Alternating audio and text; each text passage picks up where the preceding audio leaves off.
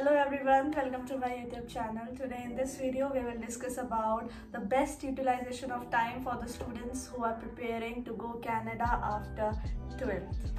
So let's get started.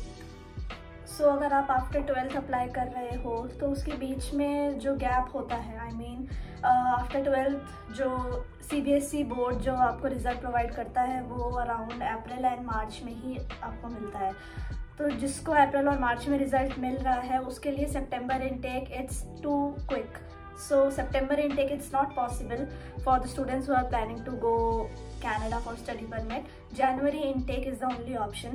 तो आपको जनवरी intake के लिए जब आप प्लान कर रहे हो एंड आपने अप्लाई कर दिया है उसके लिए, तो बीच के जो खाली टाइम है, इतने जो मंथ्स हैं 7 to 8 months approx are there. So उस मंथ में आपको क्या करना है, बेस्ट यूटिलाइजेशन ऑफ टाइम जो मैंने किया वही मैं आपको बताऊंगी। सो मैंने क्या किया है, मैंने बेसिकली आफ्टर जब मेरा रिजल्ट आया उसके बाद I join to learn the French language because French is the second language spoken in Canada. It's very very in demand in Canada as well. So मैंने अपना कोर्स शुरू करा फ्रेंच का। After giving the IELTS exam I started the French language. So French language the time is around the French. In French there are levels, okay? So there are A1, A2, B1, B2, C1 and C2.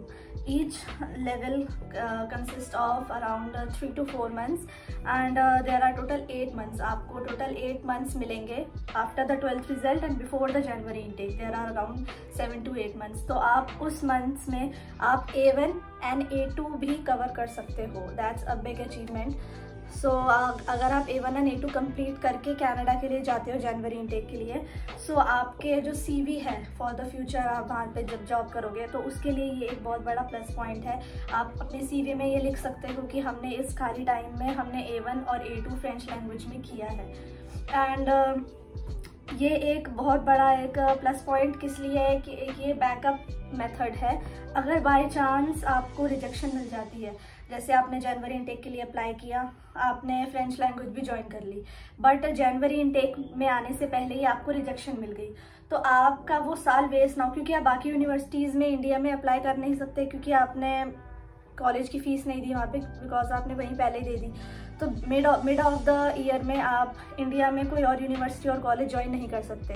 But अगर आपने French language after 12th ही start कर दिया है, तो अगर आपको जनवरी में rejection by chance मिल जाती है, 1% अगर आपको रिजेक्शन मिल जाती है, तो आपको वो जो कोर्स है वो आप कंटिन्यू रख सकते हो फॉर नेक्स्ट मार्च और सितंबर इंटेक।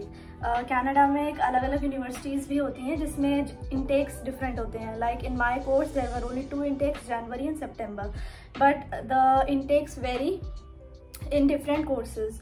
सो अगर आपको बाई चांस रिजेक्शन मिल जाती है तो आप जनवरी के बाद सीधा मार्च अप्लाई कर सकते हो एंड सितंबर। इस बीच में जो रिजेक्शन के टाइम के जो बीच का टाइम पीरियड है उसमें आप A1 A2 के बाद B1 भी स्टार्ट कर सकते हो। B1 आपने 3 months किया, उसके बाद आप B1 का एग्ज़ाम देके एकदम बीच में छोड़ के आप अपना कनाडा के लिए फिर डायरेक्ट जा सकते हो। तो आपका जो टाइम है वो यूटिलाइज होगा फ्रेंच लैंग्वेज में, प्लस आपकी जो CV है वो भी बहुत स्ट्रांग होगी। सो मैंने भी ऐसे ही किया था। मेनली मैंने मार्च में स्टार्ट कर दिया था and around 7 to 8 months I completed my diploma in French language and then I applied for the university the intake for January intake and my visa got approval and then I started to plan to go Canada in December 5. So ये एक best method है, best consumption of time है। अगर आप इस plan को adopt करोगे तो मेरे हिसाब से इससे ज़्यादा बेस्ट यूटिलाइजेशन ऑफ टाइम आपको नहीं मिल सकता।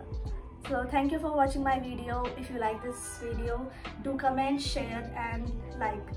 Subscribe to my channel. Thank you.